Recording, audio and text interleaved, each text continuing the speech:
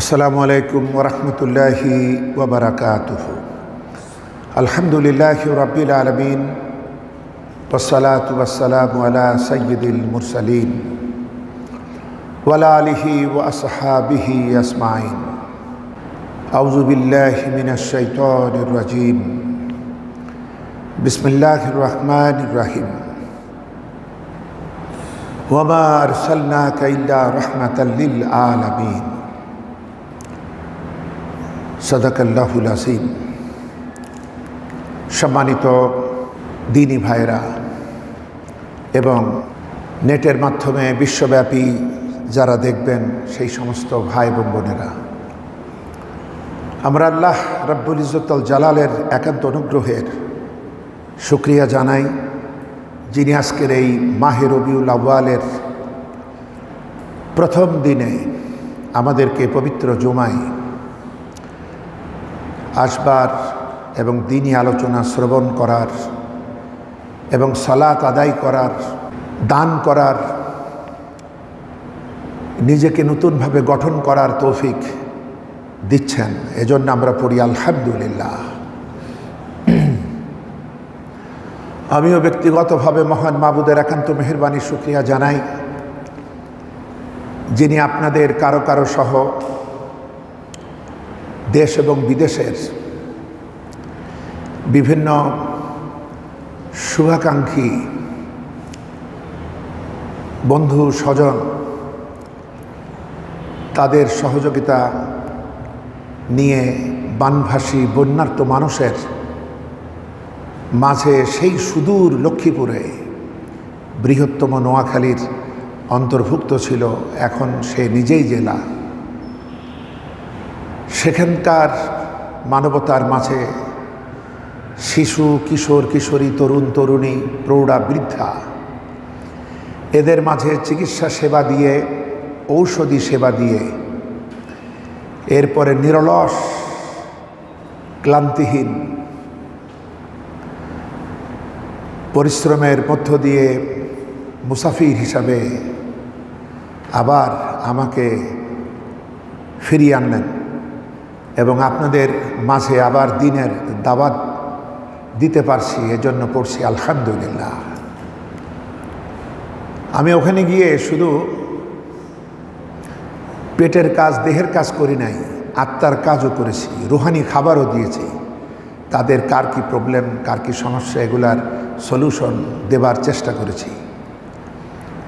শিশু থেকে শুরু করে বৃদ্ধ পর্যন্ত প্রত্যেকে দেখেছি আল্লাহর প্রতি তারা ভরসায় আচ্ছন্ন। তাদের মানসিক দৃঢ়তা আমাদের থেকে বেশি। যেহেতু আপনারা জানেন, আগে তো ওইসব অঞ্চলের আলেমেরাই আমাদের মসজিদ মাদ্রাসাগুলো পরিচালনা করতেন। তাদের থেকে আমরা দিনের দাওয়াত আমাদের এই অঞ্চলের মানুষেরা পেয়েছে। নোয়াখালী, কুমিল্লা, এই সমস্ত এলাকার আলেম ওলামারা আগে এইসব দিকে আসতেন। তো ওখানে আল্লাহর দ্বীনের চর্চা, পাশাপাশি সততা, সুবিবেচনা, মানবতার উপকার করার ব্যাপারে মানুষ আসলে একাত্ম। তো এগুলো দেখে আমি নিজেও শিখেছি, তারাও আমার থেকে যতটুকু পারে শিখে নিয়েছে এবং তাদের সাথে এই মাজলুম মানুষের দোয়া নিয়ে আমি এসেছি এবং একটি দ্বীনি বন্ধন তাদের সঙ্গে আমার তৈরি হয়েছে। এই কাজে আমাকে যারাই যেভাবে সহযোগিতা করেছেন, আমি দোয়া করেছি আল্লাহ পাক তাদের দানকে কবুল করুন, তাদের সেই দানে আল্লাহ পাক বারাকা দান করুন। খুবই তাড়াহুড়ার মধ্য দিয়ে ব্যাপক রুগী দেখতে হয়েছে, তারপরও যতদূর পারা যায় শান্ত মনে চিকিৎসা দিয়েছি, ওষুধ দিয়েছি। আমি দেখেছি তারা আসলে সবাই সম্মানিত মানুষ। এই জন্য ইচ্ছা করেই ওষুধ দেওয়ার দৃশ্যটা আমি ক্যামেরাবন্দি করি নাই। প্রত্যেকেরই মান, ইজ্জত, ব্যক্তিত্ব আছে। কারো কারো সন্তান বাইরে আছে, তারা যদি মা বাপের এই দুরবস্থা এইভাবে দেখে হাত পাততে, এটা আসলে ভালো দেখায় ওরা। এজন্য অন্তত দেওয়া নেওয়ার দায়িত্বটা প্রেসক্রিপশনগুলো সব ওখানকার দায়িত্বশীল মহলকে বুঝিয়ে দিয়েছি এবং তারা ইতিমধ্যে এগুলা পৌঁছিয়ে দিয়েছে, আলহামদুলিল্লাহ। বন্ধুগণ, সব মিলিয়ে আল্লাহ পাকের এত বেশি সাহায্য পেয়েছি যা অবাক হওয়ার মতো। আমি যখন গিয়ে প্রায় 1 কিলোমিটার পথ ভাঙাচোরা রাস্তা, পানিতে ডোবা, মানে পানি তো না, জল ডোবা, কারণ আমাদের বিরুদ্ধে প্রয়োগ করা হয়েছে অমুসলিমরা জলাস্ত্র, জলের অস্ত্র তারা যেটা বলে। এবড়ো থেবড়ো রাস্তা ভেঙে গিয়েছে, পানিতে ডোবা, জলে ডোবা। এরপরে রাতের বেলায় এত বেশি বৃষ্টি হয়েছে যে জন্য পার্শ্ববর্তী ইউনিয়নে যাওয়ার প্রোগ্রাম ক্যান্সেল করতে হয়েছে। সেখানকার দায়িত্বশীলরা আসতে চেয়েছিল, তারা বলল সম্ভব না, সারা রাত ঝুম বৃষ্টি। যাই হোক, কিন্তু অবাক বিস্ময় যখন আমি শুনলাম যে এখানে একটা বিল্ডিংয়ে 80 জন ইয়াতিম হাফেজ আছে, তারা হেফজ করছে। তো খুব ইচ্ছা হলো, ক্লান্তি সত্ত্বেও তাদের মাঝে যাই। গিয়ে তাদের দেখে এত ভালো লাগলো যে মনে হলো ক্লান্তি দূর হয়ে গেল আমার। কিন্তু তারা একটা চেয়ারে বসতে দিছিল, নিজেও খুব ক্লান্ত ছিলাম, একবার মনে করলাম দাঁড়িয়ে কথা বলি। তো বসলাম, কিন্তু প্লাস্টিকের চেয়ার, আর সেই বিল্ডিংয়ে ছিল এরকম টাইলস। নিজে ভারী মানুষ, যখন আমি বলছি যে তোমাদের দেখে আমি খুব প্রেরণা পাচ্ছি, শক্তি পাচ্ছি, সেই মুহূর্তে ওই চেয়ারটা হয়ে পড়ে গেছিলাম। কিন্তু আশ্চর্য যে আমি কোনো ব্যথা পাই নাই। ওরা তো এই ছবি দিবে না, ছবি তুলতেছে সাংবাদিকরা। আমি বললাম না, এটা ইতিহাসের অংশ, এটা লুকাবা কেন, বরং এটা দাও, তাহলে অনেক ভাইরা বোনেরা আমার জন্য দোয়া করবে। এরপরে আমি এসছি অনেক রাতে, আমাদের আলমডাঙ্গার দিকের গাড়ি নাই। গাড়ি যখন পৌঁছাই তখন প্রায় 1:45। বাড়ি ফিরবো কী করে? আপনারা জানেন এদিককার রাস্তা তো খুবই বিপজ্জনক, কত খুন, কত ছিনতাই অতীতে হয়েছে, কিভাবে কেড়ে নিয়েছে। আমার কাছে যে ক্যামেরাটা ছিল এটার দামও আজ থেকে 12 বছর আগে 1 লক্ষ টাকা। কিন্তু ফিরতে তো হবে। শেষে একটা অটোতে আমি ভাবলাম যে আল্লাহ আমারে নিয়েছেন, সেই আল্লাহর সাহায্য এখনও অবধারিতভাবে আছে। আমি আর সেই অটো ড্রাইভার দুজন এই চুয়াডাঙ্গা থেকে বাড়ি পর্যন্ত চলে এলাম। মোটামুটি 2:30টার আগে পৌঁছলাম, কোথাও কেউ নেই। সেই সব জায়গাগুলো তাকে তাকে দেখলাম। খোলাফায়ে রাশেদার নিরাপত্তার সেই স্বপ্ন আমার অন্তরে আসলো। নবীজি বলেছিলেন, যখন হযরতে খাব্বাব এসে বলেছিলেন, হে আল্লাহর রাসূল, আপনি কি আমাদের জন্য দোয়া করেন না, আমরা যে মার খেতে খেতে শেষ হয়ে গেলাম? তখন নবীজি বললেন, খাব্বাব, এত তাড়াহুড়া করছো কেন? তোমরা তো বড্ড তাড়াহুড়া করছো। তোমাদের পূর্বে যারা পৃথিবীতে এসেছিলেন আল্লাহর দ্বীনের জন্য, তাদের কাউকে কাউকে ধরে মাটিতে গর্ত করে কোমর পর্যন্ত দাবায় দেওয়া হয়েছে। সুম্মা ইউতাদিল মিনশার, করাত আনা হয়েছে, এবং তাদের মাথার উপরে রেখে একটা মানুষকে 2 টুকরা করে ফেলা হয়েছে। লোহার চিরুনি এনে গোস্তের ভিতরে হাড্ডি পর্যন্ত ঢুকিয়ে দিয়ে টেনে হাড় থেকে গোস্তের টুকরা আলাদা করে ফেলা হয়েছে। ও খাব্বাব, ইসলামের যে নেশা তারা পান করেছে, এত অত্যাচারের পরও তাদের দিল থেকে সেটা মিটে যায় নাই। ও খাব্বাব শোনো, ওয়াল্লাহি, আমি আল্লাহর নামে কসম করছি, যে আল্লাহর কুদরতি হাতে আমি মুহাম্মাদের জীবন সাল্লাল্লাহু আলাইহি ওয়াসাল্লাম, এমন একটা সময় আসবে যখন সানা, ইয়েমেনের সানা পাহাড় থেকে শুরু করে হাদরামাউত, এই বিশাল ভূভাগে স্বর্ণালঙ্কার নিয়ে নারী পথ চলবে। তার যৌবনের পসরা সাজিয়ে একাকী পথ চলবে। পথিক মুসাফিরেরা পথ চলবে। কোনো মানুষের সাহস হবে না তার উপরে হামলা করা। সমগ্র ভূভাগে, ভূখণ্ডে একটাই ভয় থাকবে, সেটা হচ্ছে কেবল আল্লাহর ভয়। সুবহানাল্লাহ। খাব্বাব, আরেকটু সবর করো, তোমরা বড্ড তাড়াহুড়া করছো। তো বন্ধুগণ, এই হাদিসটা বারবার মনে পড়ছিল যে আসলে ইচ্ছা করলে ভালো করা যায়, ইচ্ছা করলে কত দ্রুত ভালো করা যায়। কিন্তু আমাদেরকে এই ছোটোখাটো মতভেদ ভুলে সাবার করতে হবে এবং সুবিবেচনা, সুবিচার, আন্তরিকতা, সহমর্মিতা এবং আল্লাহর ভয়, আখিরাতের জবাবদিহির ভয়, এগুলো হলেই এই মানুষের হাতেই সেই সোনালী যুগের ইতিহাসের পুনরাবৃত্তি ঘটবে, এতে কোনো সন্দেহ নাই।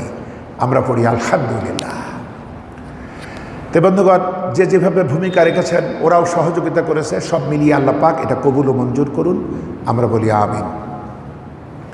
তো বন্ধুগণ, আমি আমার আলোচনার শুরুতেই, যেহেতু মাহে রবিউল আওয়ালের আজকে প্রথম দিন, জুমাবার, আমরা পুরা মাসই আমাদের বিশ্ব মানবতার মহান নেতা সৈয়দুল মুরসালিন আশরাফিল আম্বিয়া সাহেবে কাবা ওয়া কাউসাইন আহমদে মুস্তফা মুহাম্মদ মুস্তফা সাল্লাল্লাহু আলাইহি ওয়াসাল্লামের জীবন ইতিহাস, তার আদর্শ, তার নেতৃত্ব, তার কর্মসূচি, যার মাঝে রয়েছে আমাদের দুনিয়া আখিরাতের মুক্তির গ্যারান্টি, এসব নিয়েই আলোচনা রাখা হবে। এই যে আমরা শুনছি আমাদের দেশে সংস্কার করা হবে, নবীজির সংস্কারের ফর্মুলা কি ছিল, যা দিয়ে তিনি একটা সফল ও সার্থক বিপ্লব করলেন। যেসব মানুষেরা ডাকাত ছিল, ডাকাতের সর্দার ছিল, যাদের আচরণে মানবতা কঠিন অবস্থার মুখোমুখি ছিল, যারা নারী সতীত্বের জমছিল, ওরাই হয়ে গেল নারী সতীত্বের পাহারাদার। যারা মানুষের সম্পদকে লুণ্ঠন করত, জোরজার মুল্লুক তার, তারাই নিজেদের কষ্টার্জিত অর্থ মানুষের দুয়ারে বিলাতে লাগলো। যারা লুটতরাজ করা শিখেছিল, তারা জাকাত শিখেছে, তারা দান শিখেছে, তারা সৎকা শিখেছে, কত কি তারা শিখল। যারা কি বর্বর আইয়ামে জাহিলিয়াত এইরকম ছিল, তারাই মনুষ্যত্বের আসল মডেলে পরিণত হলো কিভাবে। এই বিষয়গুলো আমরা এই মাসের জুমাবারগুলোতে আলোচনায় আনবো ইনশাআল্লাহ। তা আমি যে আয়াতে কারিমা আপনাদের সামনে পড়েছি, সূরা আম্বিয়ার 107 নম্বর আয়াত, ওয়ামা আরসালনাকা ইল্লা রাহমাতাল লিল আলামিন। আল্লাহ পাক দ্ব্যর্থহীনভাবে তার পক্ষ থেকে সিদ্ধান্ত ঘোষণা করছেন যে নবীজির সম্পর্কে, আমি আমার নবীকে আমার সমস্ত সৃষ্টি জাহানের জন্য রহমত করে পাঠাইছি। সুবহানাল্লাহ। অর্থাৎ রহমত পাইতে হলে মানুষটার কাছে থাকো, তার সাথে থাকো, তার পিছনে চলো, তার আদর্শের মূল্যায়ন করো, তার নেতৃত্বকে গ্রহণ করো, তার নেতৃত্বের আনুগত্য করো, তবে তোমরা সেই রহমত লাভে নিজের ব্যক্তি, পরিবার, সমাজ ও রাষ্ট্র তথা আন্তর্জাতিক দুনিয়ায় এক মহা শান্তির বিপ্লব স্থাপন করতে পারবা। কারণ এই তো আমার রাহমাতাল লিল আলামিন। পৃথিবীতে যত নেতা এসছে তারা সব ছিল জাতীয়তাবাদী নেতা, অঞ্চল ভিত্তিক নেতা, ভাষা ভিত্তিক নেতা, গোত্র ভিত্তিক নেতা। এমনকি নবীরাও,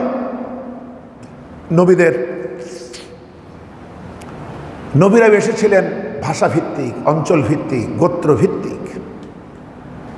আমরা যদি সূরা আরাফ পড়ি, আমরা যদি সূরাতুল আরাফ পড়ি, আমরা যদি সূরাতুশ শুআরা পড়ি, তাহলে আমরা পেয়ে যাব কিভাবে আল্লাহ পাক বলছেন, আমি লাকাদ আরসালনা নূহান ইলা কওমি, আমি নূহের মতো নবীকে তার জাতির জন্য পাঠাইছিলাম। ঠিক এভাবে হুদকে আদ জাতির জন্য পাঠাইছি। এইভাবে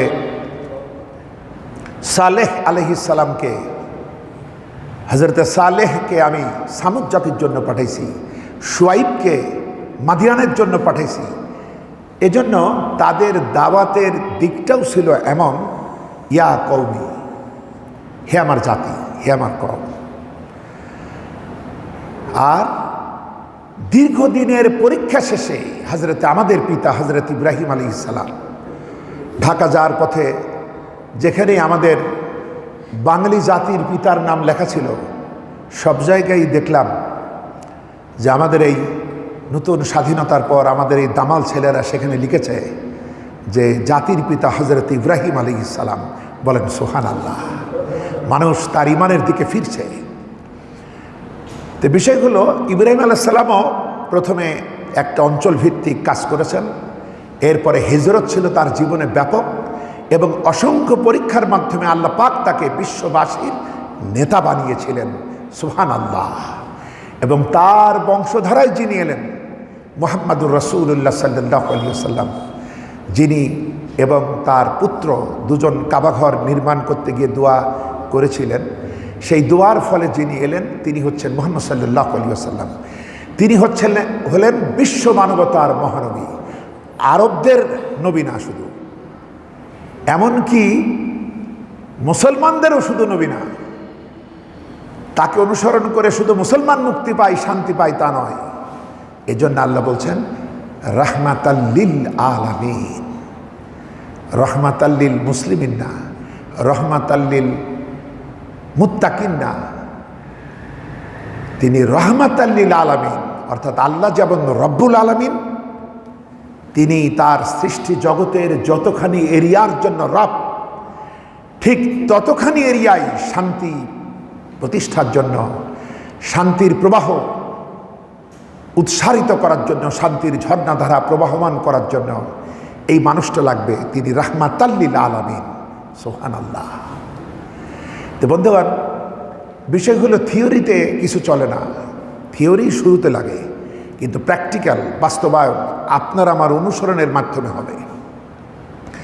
যে জন্য তিনি কিভাবে সংস্কার করেছেন মানব জাতির, তিনি কিভাবে একটা রাষ্ট্রের সংস্কার করেছেন, সমাজের সংস্কার করেছেন, ব্যক্তি জীবনের সংস্কার করেছেন, পারিবারিক জীবনের সংস্কার করেছেন, এবং বিশ্বব্যাপী এই সংস্কারের সুমহান বিপ্লব প্রবাহিত করেছেন, এগুলো মুসলিম উম্মার বিরাট দায়। এগুলো আমরা না জেনে বসে থাকলে নেতৃত্ব কোনোদিনই আসবে না। কারণ বর্তমানে নেতৃত্বের ময়দানে আল্লাহ পাকের পক্ষ থেকে দায়িত্বশীল হলো মুসলিম উম্মাহ। যেদিন বাইতুল মাকদাসের কেবলা চেঞ্জ হয়েছে, বাইতুল মাকদাসের মসজিদুল আকসা, এই কেবলা থাকা পর্যন্ত নেতৃত্ব ছিল ইহুদিদের, নেতৃত্ব ছিল নাসারাদের। কিন্তু যখন কেবলা চেঞ্জ হয়ে কাবার দিকে এলো, তখন নেতৃত্ব মুসলমানদের উপরই আরোপিত হলো, এবং সমস্ত উম্মার ভিতরে শ্রেষ্ঠতম উম্মা এই মুসলিম উম্মা। আমরা বলি আলহামদুলিল্লাহ। কোরআনে কারীমে সূরা আলে ইমরান 110 নম্বর আয়াত, কুনতুম খায়রা উম্মাতিন উখরিজাত লিন-নাস তা'মুরুনা বিল মা'রুফি ওয়া তানহাউনা আনিল মুনকার। তোমরাই হলে শ্রেষ্ঠতম উম্মাহ, তোমাদেরকে মানব জাতির কল্যাণের জন্য বাছাই করা হয়েছে। সুবহানাল্লাহ। আপনি চিন্তা করুন, আমরা আজকে সব হারাইছি শিক্ষা ব্যবস্থার দুর্বলতার কারণে, শিক্ষা ব্যবস্থায় ষড়যন্ত্র ঢুকায় দেওয়ার কারণে। যেখান থেকে আমরা আমাদের পরিচয় জানবো, আমি এটা জানতে না দিয়ে যা ঢুকানো হয়েছে, আজ আমরা এখানেই সর্বনাশ হয়েছে বড়। প্রথমেই তো ইলম, প্রথমেই জ্ঞান। সকল ফরজের প্রথম ফরজ হলো ইকরা বিস্মে রব্বিকাল্লাযী খালাক। আমরা যদি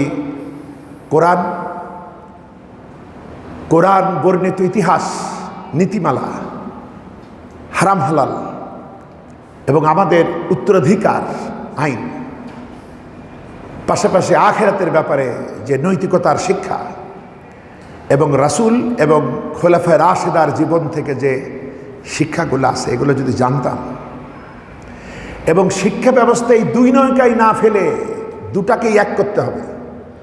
এই তথাকথিত জেনারেল এডুকেশন, বস্তুগত শিক্ষা, এটাও বিলুপ্ত হতে হবে।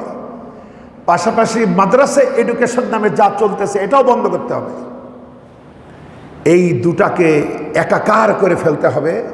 যারা গবেষক, যারা জাতি নিয়ে ভাবেন, বিশ্বর ব্যাপারে যাদের দূরদৃষ্টি আছে, যারা একই সঙ্গে ইসলাম এবং বিজ্ঞান সম্পর্কে জানেন, তাদের একটা গুরুত্বপূর্ণ বোর্ড গঠন করে এই শিক্ষা ব্যবস্থাকে একমুখী করতে হবে। অর্থাৎ আমরা সেই জাতি যাদের দুনিয়া ছাড়া ঈমান দেয়া হয়নি, দুনিয়া বাদ দেওয়া আমল এটা দেওয়া হয়নি। কি সুন্দর নবীজি বলছেন, এশার জামাতে নামাজ পড়ে ফজরের জামাত ধরবা, এই নিয়েতে যদি ঘুমাও তবে সারা রাত ইবাদত করেছো বলে তোমার আমলে লেখা হবে। সুবহানাল্লাহ। তাহলে আমার ঘুমটা এটাও তো ইবাদত। সুবহানাল্লাহ বলেন। আলহামদুলিল্লাহ বলেন। চিন্তা করুন তো, ইসলামে দুনিয়াদারি বলে কিছু আছে? আপনার দুনিয়ার সমস্ত প্রয়োজন যদি দিনের দাবি অনুসারে আপনি পূরণ করেন, তাহলে দুনিয়াও দিনদারিতে পরিণত হয়। আলহামদুলিল্লাহ, এ সুযোগ পৃথিবীর কারো নাই, শুধু আমাদের আছে, আমাদের আদর্শে আছে, আমাদের ইসলামে আছে। পৃথিবীতে রাজনীতির নামে যত কিছু আমরা করি ওটা দুনিয়াই শেষ, আর ইসলাম দুনিয়াতে তো ফল পাবেনি, আখেরাতেও এর ফল রয়েছে। এই জন্য আমাদের শেখানো হয়েছে রব্বানা আতিনা ফিদ দুনিয়া হাসানা ওয়া ফিল আখিরাতি হাসানা ওয়া কিনা আযাবান নার। হে আমাদের রব, আমাদের দুনিয়াটা কল্যাণে ভরে দাও, আমাদের আখিরাতও কল্যাণকর করো, এবং জাহান্নামের ওই পীড়াদায়ক আযাব থেকে আমাদের বাঁচাও। আমরা বলি আমিন। তাহলে এর রেঞ্জ কত, এটা তো ফুরাবে না। এজন্য এক মহাযাত্রার নাম, মায়ের পেট থেকে আমরা পৃথিবীতে এসেছি শাহাদাতের শপথ নিয়েই, কালেমার দাবি অনুযায়ী চলবো বলেই, এবং এই বিশাল কাফেলা চলতেছে অনন্তকালের মহাযাত্রা, এর কোনো শেষই হবে না। অনন্ত জীবনের দেখা মিলবে মৃত্যুর পর, বারজাকের পর, কিয়ামতের বিচারের পর, জান্নাতের আকারে। সুবহানাল্লাহ। সেজন্য এটা হলো আবাদুন আবাদ, লাভ আর লাভ, এখানে লস বলে কিচ্ছু নাই। বন্ধুগণ, আমরা সেরা কেন আর আমাদের দায়িত্ব কি? সূরা আলে ইমরানের 110 নম্বর আয়াতে বলা হচ্ছে, শোনো, তোমরাই হলে শ্রেষ্ঠতম মুসলিম উম্মাহ, তোমরাই হলো আমার সকল কিছুর ভিতরে তোমরাই সেরা। তোমাদেরকে মানব জাতির কল্যাণকর কাজের জন্যই তোমাদেরকে আমি বাছাই করেছি। সেই কল্যাণকর কাজ কি? তা'মুরুনা বিল মা'রুফ ওয়া তানহাউনা আনিল মুনকার। মানবতাকে তোমরা ভালোর নির্দেশ দেবে, ভালো কাজের সমস্ত কল্যাণবহ কাজের আদেশ করবে, আর সমস্ত অন্যায়, অবিচার, অশ্লীলতা, নির্লজ্জতা, নাপাকি, জুলুম এসব থেকে মানবতাকে নিষেধ করবা, ফিরিয়ে রাখবে। এই দায়িত্ব তোমাদের। এই আমল আজ মুসলিম উম্মার বেশিরভাগ অংশই এই আমল সাহাবাদের পর, খোলাফায়ে রাশেদার পর আর এই আমল করতে পারে নাই। আপনারা কেউ কেউ বলবেন, কেন আমরা কি মানুষকে ভালো হওয়ার কথা বলি না? আপনারা কে বলতে বলেছে ভালো হওয়ার কথা? আপনি কিভাবে বলেন? আপনি তো হাত পা ধরে বলেন, অনুরোধ করেন। আপনাকে অনুরোধ করতে বলা হয়নি, বলা হচ্ছে জাতি মানব জাতির সেরা জাতি, এরা কল্যাণ করবে কিভাবে? এরা ভালোর আদেশ করবে। মারুফ মানে পরিচিত, পরিচিত মানে আমার বিবেকের কাছে যেগুলা ভালো পরিচিত। তা আদেশ আপনি কেমনে করবেন? আপনি আদেশের মসনদে তো নাই।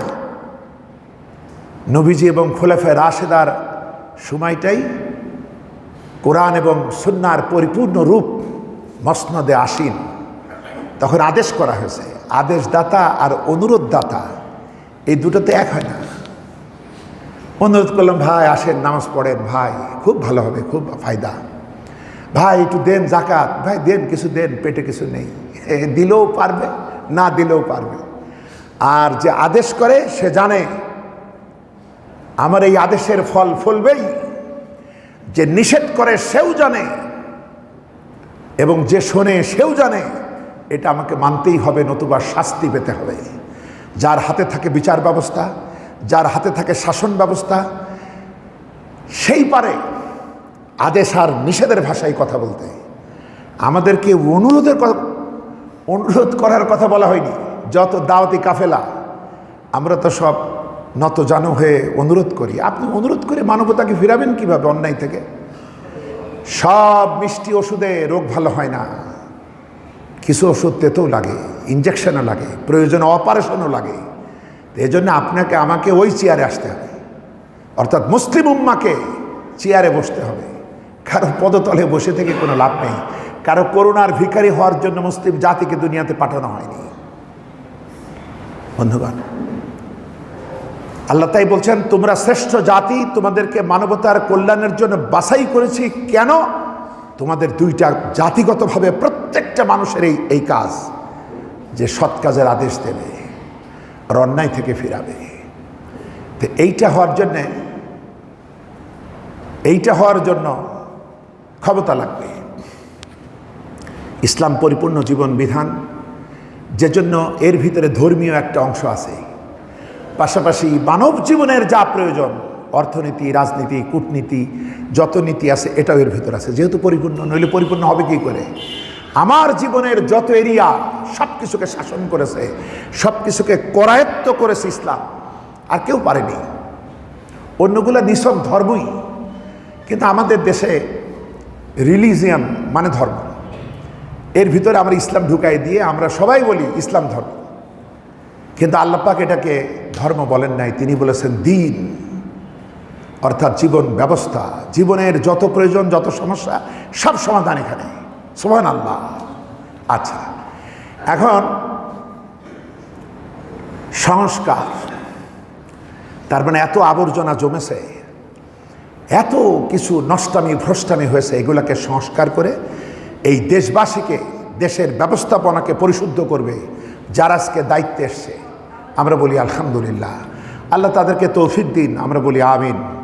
দীর্ঘদিন নির্যাতিত আমরা, নিষ্পেষিত আমরা, কথা বলতে পারতাম না, নিজের বাড়িতে থাকতে পারতাম না, দিনের বেলাটাও রাত মনে হতো, কত কিছু চিন্তা ভাবনা করে চলতে হতো, সে আধার কাটছে ধীরে ধীরে।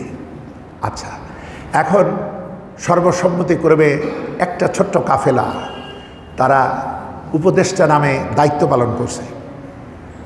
তাদের কিছু দায়িত্ব আছে, তারা তো নিজেদেরকে মুসলিম পরিচয় দেন এবং তারা আমাদের অনেকের চাইতে মেধা সম্পন্ন। তাদের যিনি প্রধান, তার বায়োডাটা, সিভি, এক জায়গায় পড়লাম সংক্ষেপ করে লেখা হয়েছে, তাও 48 পাতা। আমাদের সিভি এক পাতায় তাও জায়গা থাকে, আমাদের খুব বেশি পরিচয় নেই। এবং আপনারা জেনে রাখুন, তিনি শুধু নোবেল পুরস্কার পেয়েছেন তাই না, তিনি মুসলিম বিশ্বের একটা নোবেল পুরস্কার আছে, সেটা হলো সৌদি আরবের কিং ফয়সল পুরস্কার, যেটা ডক্টর জাকির নায়েকও পেয়েছেন। সর্বপ্রথম পেয়েছেন আল্লামা সৈয়দ আবুল আলা মওদুদি রহমতুল্লাহ আলাইহে, এরপরে পেয়েছেন আহমদ দিদাত, এমনি বর্ন ইন্ডিয়ান, হিজরত করে চলে গিয়েছিলেন আফ্রিকায়, তিনিও পেয়েছেন দাওয়ার কাজে। আর আমাদের ডক্টর মোহাম্মদ ইউনুস, তিনিও কিন্তু কিং ফয়সল পুরস্কার পেয়েছেন। এরকম খাদ্যের ব্যাপারে, মানুষকে গড়ে তোলার ব্যাপারে, সৃজনশীলতার ব্যাপারে। গতকাল পড়লাম তিনি বিদেশে ইউনিভার্সিটিতে যখন একটা বক্তৃতা দেন, বাংলাদেশি টাকায় 1 কোটির ওপরে পান। আপনার আমার টাকা তার দরকার নেই, মানে একটা বক্তৃতা, 25 মিনিটের একটা বক্তৃতা কি 40 মিনিটের একটা বক্তৃতায় 1 কোটির ওপরে পান। তো যাই হোক, এ সমস্ত যোগ্যতা সম্পন্ন লোকের আমরা পাইছি আমাদের দুর্দিনে, আলহামদুলিল্লাহ। এখন বিষয় হলো, তাদের প্রতি আমাদের অনুরোধ, আমরা ভাঙা ছেঁড়া অল্প শিক্ষিত, স্বল্প শিক্ষিত মূর্খ মানুষ যদি কোরআনকে ভক্তি করতে পারি, রসুলুল্লাহকে সম্মান করতে পারি, আপনারা পৃথিবীর কত কিছুকে শিখেছেন। অনুরোধ করব, একটা সুযোগ আপনারা পাইছেন নিজেদের নাম স্বর্ণাক্ষরে মানব ইতিহাসে লিখে রাখার, এবং এর একটা প্রতিদান মুসলিম হিসাবে আপনারা পাবেন আদালতে আখেরাতে। ইসলাম সম্পর্কে যে লিকেজ আছে, যে গ্যাপটা আছে, এটাও আপনারা জানুন, এই আহ্বান আমরা জানাই। পাশাপাশি মুসলিম উম্মার যারা বিশেষজ্ঞ, আমরা জানি মাইক্রো ফিন্যান্স, ক্ষুদ্র ঋণ, এর উপরে তিনি শান্তিতে নোবেল পুরস্কার পেয়েছেন এবং তার ব্যাংক সেটাও পেয়েছে পুরস্কার। কি? ক্ষুদ্র ঋণ। আমরা বিভিন্ন সময় সুদখোর, নানা কিছু রক্তচোষা, বহু কিছু বলে গালি দিয়েছি, ওইটা আজকে আমি তুলব না। কারণ সুদখোর আমরা প্রায় সবাই, যারা বারবার তাকে সুদখোর বলেছে, তারা শুধু সুদখোর ছিল না, তারা চোর ছিল, ডাকাত ছিল, লুণ্ঠনকারী ছিল। তো ঝাঁঝুরের মুখে শুনে মাথা খারাপ করে তো লাভ নেই, সুসের কি দোষ।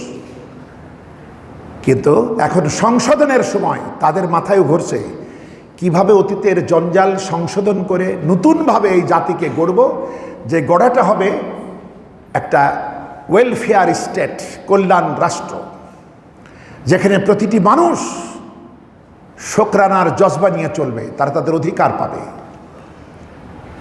তো এজন্য যারা অন্তত, যেমন তিনি অর্থনীতিবিদ, ব্যাংকার, তাহলে আমাদের তো ইসলামী ব্যাংক আছে, আমাদের ইসলামী অর্থনীতিবিদ আছে, তারা দয়া করে বসে না থেকে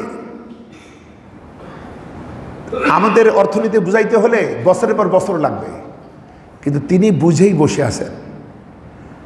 এবার তাকে একটু বুঝাই দিতে হবে যে আপনি ক্ষুদ্র ঋণ দেন, আপনি এর সাথে ইসলামী অর্থনীতি যুক্ত করলে এটা ক্ষুদ্র ঋণ হবে না, এটা হয়ে যাবে উপহার। বলেন সুবহানাল্লাহ।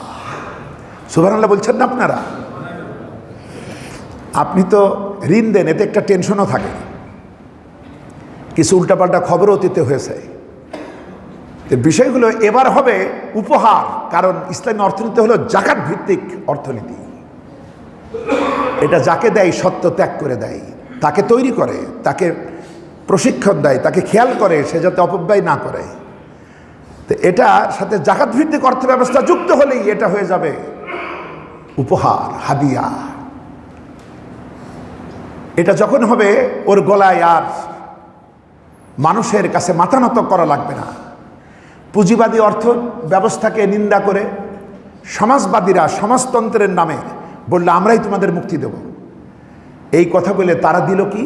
রাজনৈতিক দাসত্ব আর অর্থনৈতিক পঙ্গুত্ব। আমার ভাষাগুলো একটু খেয়াল করতে হবে। যেসব দেশগুলা কমিউনিজম যেসব দেশগুলাকে ডমিনেট করত, ওরা বলল লাঙল যার জমি তার। যুবকেরা খুশি হয়ে গেল, কৃষকেরা খুশি হলো। আবার কেউ কেউ বলল পালকি যার বউ তার। বেকার যুবক চিন্তা করলে এই নেতারই তো ক্ষমতায় বসাইতে হবে। কৃষক দেখলো আমার জমি নেই, শুধু আছে লাঙল, এরা ক্ষমতায় গেলে আমার তো লাঙল আছে, আমি জমি এমনি ফিরে পাবো। কিন্তু বাস্তবে যখন তারা ক্ষমতায় গেল, কারণ তাদের মাথায় আখেরাত ছিল না, তাদের মাথায় আল্লাহর কাছে জবাবদিহির ভয় ছিল না, তারা তো মানবতাকে ধোকার ফেরিওয়ালা। এরা কথা বলে সুন্দর, কিন্তু মারাত্মক উদ্দেশ্য থাকে। তারা ঠিকই লাঙল যার জমি তার ঠিকই করলো, কিন্তু কিভাবে? তারা জাতীয়তাকরণ করলো, সবই হয়ে গেল সরকারি। লাঙল সরকারি, অতএব জমি সরকারি।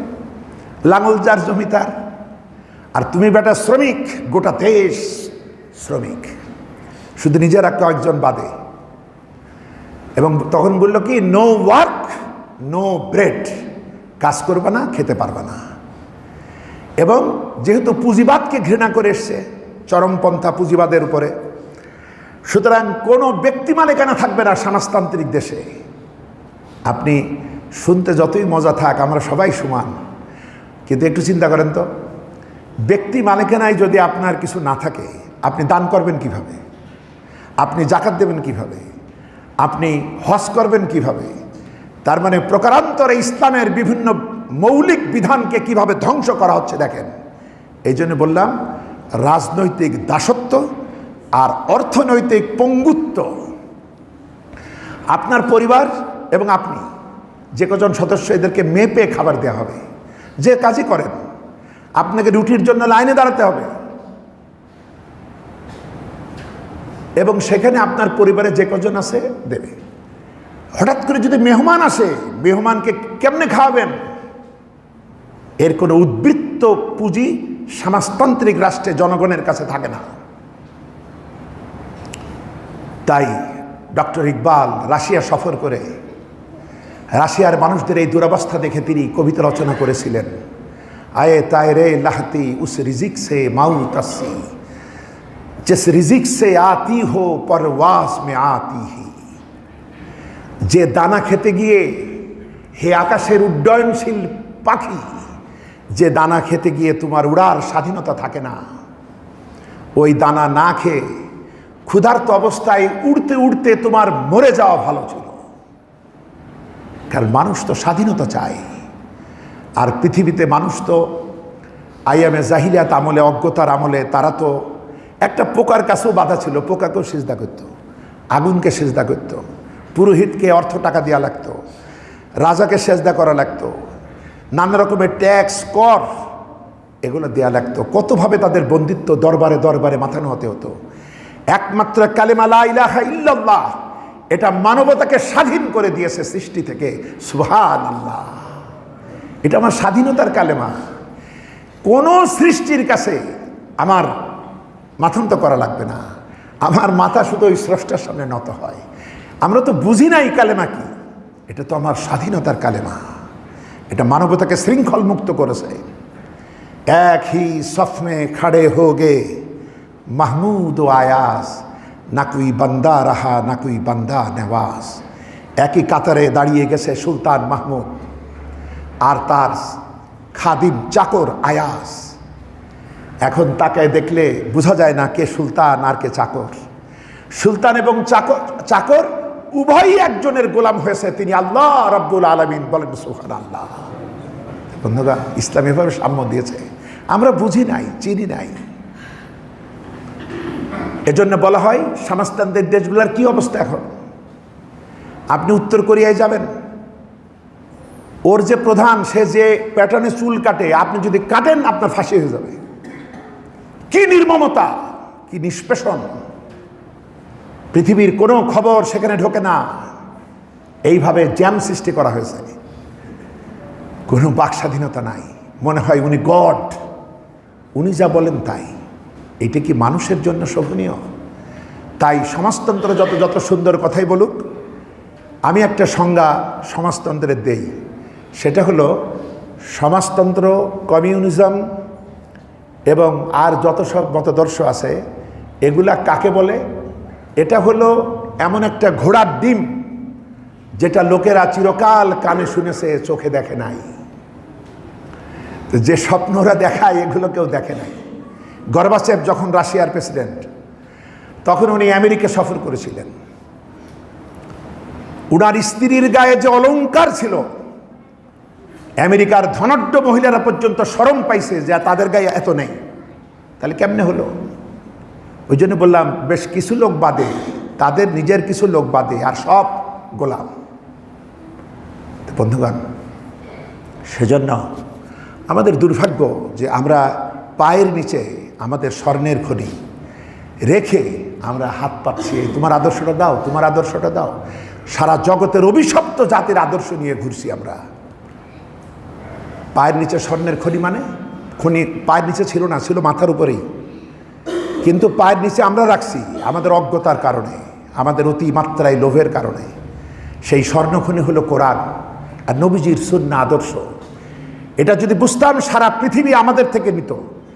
পৃথিবীর বেশ কিছু অমুসলিম দেশে এই ইসলামী ব্যাংক কিভাবে চলে, এটা থেকে বুদ্ধি নিয়ে সুদমুক্ত ইসলামী ব্যাংক বেশ কটা উন্নত দেশেও আছে, এবং আমাদের দেশেও আরও কিছু বিদেশি ব্যাংক তার একটা সেকশনও করেছে ইসলামী ধারায় চলার জন্য। তো বিষয়গুলো আমাদের কাজ এখানে শেষ হয়ে যায় নাই। যেহেতু একজন অর্থনীতিবিদ, একজন ব্যাংকার, তার সঙ্গে আইনজ্ঞ মানুষেরা আছেন, সুতরাং আমি মনে করি এরা ছাড়াও তো বাংলাদেশে আরও গুরুত্বপূর্ণ লোক আছেন। যারা আছেন, আমরা জায়গা পাইনি বলে অভিমানে গাল না ফুলিয়ে এদের টিম, তাদের সঙ্গে দেখা করা দরকার, এবং ডক্টর মোহাম্মদ ইউনূসকে ইসলামী অর্থনীতি বোঝানো দরকার যে এটা যুক্ত হলেই হয়ে গেল। আপনি দাওয়াত দেবেন, যার যেটা গ্যাপ আছে সেই দাওয়াত দেবেন। সে ধরনের যোগ্য মানুষ তো আছে, তারা গিয়ে কথা বলতে হবে, চুপ করে বসে থাকলে হবে না। বন্ধুগণ, এর জন্য আসুন আল্লাহ পাক আমাদেরকে জাতীয় সংস্কারের যে রূপরেখা দিচ্ছেন একটু শোনাই সংক্ষেপে, নবীজির মাধ্যমে দিচ্ছেন। সেটি হলো সূরাতুল হজ। সূরাতুল হজের 41 নম্বর আয়াতে কারিমা, আল্লাযীনা ইম্মাক্কান্নাহুম ফিল আরদ ওয়া আকামুস সালাহ ওয়া আতাউস যাকাহ ওয়া আমারু বিল মারুফ ওয়া নাহু আনিল মুনকার ওয়ালিল্লাহি আকিবাতুল উমুর। যারা আমার প্রতি ঈমান রাখে, যাদের আল্লাহর প্রতি ঈমান আছে, আল্লাহর প্রতি ভরসা আছে, যারা আল্লাহর জন্য নির্যাতিত নিষ্পেষিত হয়েছে অতীতে, এরা যখন ক্ষমতা লাভ করে তখন তারা 4 দফা কাজ করে। ভালো করে মনে রাখুন, 4টে দফা তাদের প্রাথমিক কাজ। আল্লাহ পাক বলছেন, এটা হলো প্রথম দফা হলো তারা সালাত কায়েম করে, প্রতিষ্ঠা করে। দ্বিতীয় হলো তারা যাকাত আদায় করে। তৃতীয় হলো ন্যায়পরায়ণতার নির্দেশ দেয়, এটাকে কায়েম করে, সর্বত্র সুবিচার ন্যায় কাজ কায়েম করে। আর যাবতীয় অন্যায় সব বন্ধ করে দেয়। এই 4টি কাজ এবার একটু আমরা বুঝি। প্রথমে বলা হলো সালাত কায়েম। এইটা মনে করেন না যে নামাজ তো আমরা পড়ছি, এখানে নতুন কি আছে। বন্ধুগণ, সবই নূতন, যেহেতু আমরা দেখিও নাই, আমরা শুধু ইসলামটা পাইছি আমাদের হুজুরদের যোগ্যতা অনুপাতে তাদের বক্তৃতায়। আর পরিস্থিতি, ইসলাম তো এ ভূখণ্ডে ক্ষমতায় ছিল না। এজন্য বুঝুন ইসলামের রূপ আমরা কেমনে টের পাব। যেমন একটা পুঁজিবাদী স্টেটে একজন কমিউনিস্ট তার আদর্শ অনুযায়ী জীবন চালাতে পারে না। আবার একটা কমিউনিস্ট স্টেটে একজন পুঁজিবাদী মানুষ সে তার পুঁজি সংরক্ষিত করতে পারে না। অনুরূপভাবে যেখানে ইসলাম প্রতিষ্ঠিত না থাকে সেটাই অমুসলিম স্টেট, সেটাই বাতিল আদর্শের স্টেট। সেখানে একজন মুসলিম তার দ্বীন, ঈমান, চরিত্র ইসলামের আলোকে আমল করতে পারে না, গড়তে পারে না, চলতে পারে না, ফিরতে পারে না, তার ইবাদত আসলে হয় না, সব কিছু ক্ষতিগ্রস্ত হয়ে যায়। তো এই জন্য ইসলাম এমন একটা পরিপূর্ণ জীবন ব্যবস্থার নাম, এটার জন্য মূল পাওয়ার লাগবেই, তাছাড়া এটা হবে না। তো সালাত কায়েম করতে পারে শাসকেরাই, আমি আপনি পারিনি। কারণ হলো সালাতের যে দিগদর্শন, যে শিক্ষা, যে বৈশিষ্ট্য, এটা আমাদের ভিতরে আজ নাই। কারণ এই সালাতের মেডিসিন দিয়েই, মানে নামাজ দিয়েই সমাজ বিশুদ্ধ হবে। সেটা কেমনে হয়? বন্ধুগণ, কোরআনে কারীমের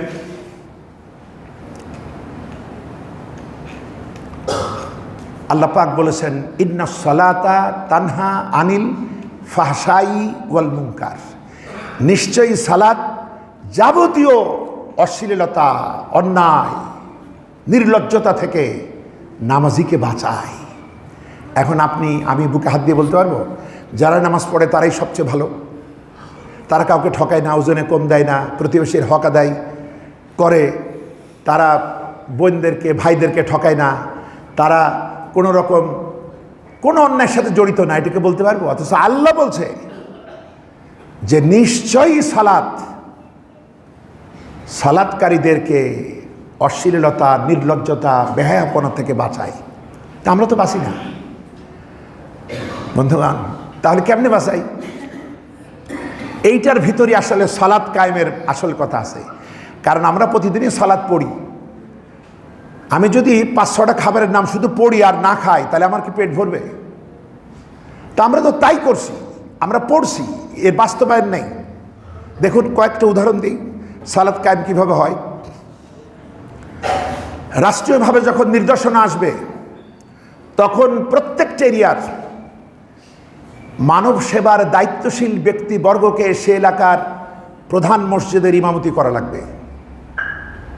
পুলিশ বলেন, র্যাব বলেন, আর্মি বলেন, যে বলেন, জনপ্রতিনিধি বলেন, এমনকি ওই সরাসরি ওই বড় মসজিদ ঢাকা যেটা আমাদের জন্য প্রধান, যে তার এখন ইমামতি করা লাগবে। ইমামতি করার প্রস্তুতি নিতে গিয়েই তো সংশোধন শুরু হবে। সুবহানাল্লাহ, এতদিন হয় নাই, কিন্তু করলে তো হয়। আচ্ছা, এরপরে আপনি নামাজে দাঁড়াবেন। নামাজে দাঁড়াতে গিয়ে আমরা কয়েকটা জিনিস দেখি। একটা, আমার পোশাক পবিত্র তো, আর একটা আমি নাপাকি থেকে মুক্ত তো, আর একটা হলো আমার জায়গা পাক তো। এই 3টা জিনিস কিন্তু দেখা লাগে। মনে রাখুন, ইসলামের সব কিছু একটা বাইরে, একটা ভিতরে। আমারও কিন্তু ভিতরে একটা সত্তা, বাইরে আর একটা সত্তা। তো ইসলামেরও বাইরে আর ভিতরে আছে। তো এখন আমরা যদি উজু করি, পাক হয়ে গেলাম, শরীর জামাটা পাক সাফ করে সুন্দর করে দিলেই পাক হয়ে গেলাম, জায়গাটা মলমূত্র থেকে পাক করলে হলো, এটা হলো বাইরের পাক।